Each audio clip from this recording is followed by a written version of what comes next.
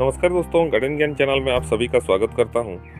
आज मैं आपको दिखाने वाला हूं मेरे बोगनवेलिया का प्लांट। और जैसे ही देखिए नवंबर दिसंबर आता है, इसमें फूल बहुत सारा आता है और ये सब कलर का है दोस्तों मेरे पास। और भी एक के बाद एक सभी में फूल आएगा। और देखिए आपके सामने जो है ये मेरा येलो वाला है और येलो बहुत प्यारा दिखता है दोस्तों।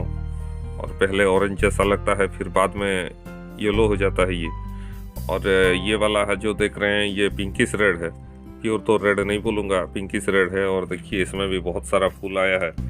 और ये गमले में मैं आपको दिखाऊंगा, मैं 2 प्लांट लगाया हूँ, क्योंकि देखिए ग्राफ्ट करने पर बहुत झंझट होता है। लेकिन आप अगर एक गमले में रंग बिरंगी फूल चाहते हैं तो एक में 2 लगा सकते हैं।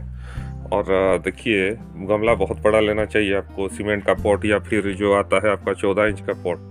और यहाँ पे एक मल्टीक्राफ्ट है, मल्टीक्राफ्ट में पहले भी आपको दिखा चुका हूँ। यहाँ पे देखिए येलो और ये रेड वेरीगेटेड एक है और ये वाला आपका पिंक है। और ये सभी में देखिए दोस्तों जम के फ्लावर हुआ है। और फ्लावर लास्टिंग भी करता है आपका 15 से 20 दिन तक। तो मेरा ऑल टाइम फेवरेट है दोस्तों बोगनविलिया। और बोगनविलिया बहुत सारे लोग लगाते नहीं है, इसे कॉमन प्लांट समझते हैं, लेकिन ये सब हाइब्रिड है दोस्तों। ये आपको बहुत सारा फूल देते हैं और कांटा भी नहीं होता है इनमें। बहुत सारे लोग रोड साइड में बोगनविलिया लगा हुआ रहता है, इसीलिए समझते हैं ये एक कॉमन पौधा है, सस्ता पौधा है। ऐसा नहीं है दोस्तों, इसका एक एक पौधे का दाम 250-300 रुपया भी आता है। इसके लिए दोस्तों आप नॉर्मल गार्डन सॉइल 80% और 20% गोबर का खाद ले सकते हैं। और देखिए अभी मेरा गमला मॉइस्ट है क्योंकि इसमें फूल है। फूल जब आया हो दोस्तों पानी आप कम मत कीजिएगा, और फूल जब नहीं आया हो तो आप 4-5 दिन में एक बार पानी दीजिएगा। पानी बहुत कम चाहिए इसको, क्योंकि कांटेदार पौधा होता है। और फर्टिलाइज़र इसको चाहिए दोस्तों NPK 05234। मैं बार बार बोल चुका हूँ आपको, 05234। 0 जो रहता है वो नाइट्रोजन, 52 जो रहता है वो फॉस्फोरस, और 34 जो रहता है वो पोटास। उसमें क्या होता है दोस्तों, फ्लावर इसमें आता है बार बार। और ये देखिए अभी ये खिला हुआ है, फिर मैं आपको 1 महीने के बाद दिखाऊंगा इसमें फिर फूल आया होगा। तो इस तरह आप मार्च अप्रैल तक रेगुलर इसमें फ्लावर ले सकते हैं।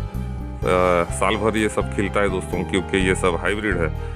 और इतना तो फ्लावरिंग नहीं करता है बाकी सीजन थोड़ा बहुत करेगा, लेकिन कम ज़्यादा करेगा फ्लावर ये। यहाँ पे देखिए रेड का एक है और इसमें भी फ्लावरिंग हुआ है दोस्तों। फ्लावरिंग पहले भी हुआ था, ये देखिए ये सब दिख रहा होगा आपको। और ये सब रेगुलर फूल देंगे अभी। और मैं बहुत सारा जगह से कलेक्शन किया हूँ और सब कलर मुझे नहीं मिल रहा था, तो किसी को वेस्ट बंगाल से, किसी को रायपुर से, सारी जगह से मैं कलेक्ट किया। यहाँ पे देखिए एक ड्वार्फ वैरायटी है। ड्वार्फ वैरायटी बहुत सारा फूल देता है छोटे से गमले में। और ये बहुत प्यारा लगा मुझे दोस्तों, क्योंकि बोनसाई भी बना सकते हैं आप इसे।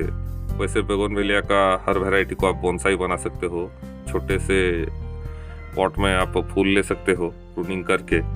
और ये देखिए यहाँ पे वाइट है, वाइट भी बहुत प्यारा दिख रहा है। ये किसी किसी जगह में मैं ग्राफ्ट भी किया हूँ देखिए, और पिछले साल में किया था। और ये सब देखिए यहाँ पे पत्ता भी आने लगा है, सक्सेस हो गए हैं। और ऐसे आप मल्टीक्राफ्ट बोगनविलिया कर सकते हैं। ये भी ग्राफ्ट है दोस्तों। ये देखिए यहाँ पे भी मैं ग्राफ्ट किया था। और ये वाला भी देखिए एक वाइट के ऊपर रेड हो गया है सक्सेस। तो इस तरह आप बहुत सारा प्लांट बना सकते हो। ये देखिए यहाँ पे मैं ग्राफ्ट किया था। और ग्राफ्टिंग टैब रहना चाहिए आपके पास, क्योंकि बोगनविलिया बहुत आसानी से ग्राफ्ट होता नहीं है। और इसका ग्राफ्ट के ऊपर मैं एक वीडियो जल्द ला रहा हूँ दोस्तों।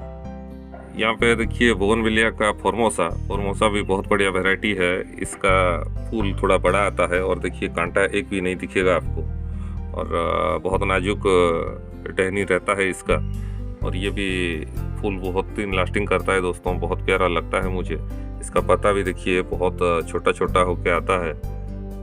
यहाँ पे देखिए रेड कलर का है, रेड में वेरीगेटेड है दोस्तों। वेरीगेटेड पत्ता वैसे भी बहुत प्यारा दिखता है।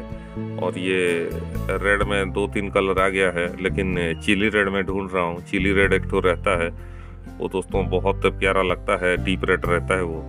और ये भी देखिए जब खिलता है बहुत प्यारा दिखता है, क्योंकि रेड कलर और उसके साथ पत्ता इसका वेरीगेटेड है।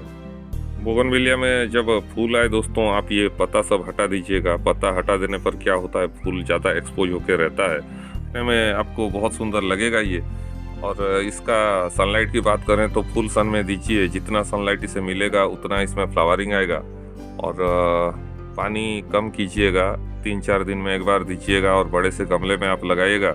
बस इन छोटे छोटे बातों का आपको ध्यान रखना है। और फूल जब खिल जाए माइनर प्रूनिंग करना है आपको, लाइट प्रूनिंग। जैसे कि यहाँ पे देखिए मैं काट दिया तो ब्रांच यहाँ पे आ गया, यहाँ पे आ गया, तो मल्टी ब्रांच निकलता है। और प्लांट हमेशा आपका शेप में रहना चाहिए। प्लांट इधर उधर ब्रांच होके रहेगा तो मज़ा नहीं आता है दोस्तों। प्लांट शेप में रहना चाहिए आपका, ज़्यादा नीचे से काटना नहीं है प्लांट को। और उसके बाद फिर फर्टिलाइज़र रेगुलरली देना है इसको। तो दोस्तों ये था बोगनविलिया के ऊपर मेरा छोटा सा अपडेट। और क्या क्या वैरायटी का बोगनविलिया है मेरे पास और कैसे मैं ग्राफ्ट करता हूँ, उन पे जब फ्लावर आएगा तो मैं आपको दिखाऊंगा। फिर मिलते हैं और एक नए वीडियो में नई जानकारी के साथ। नमस्कार।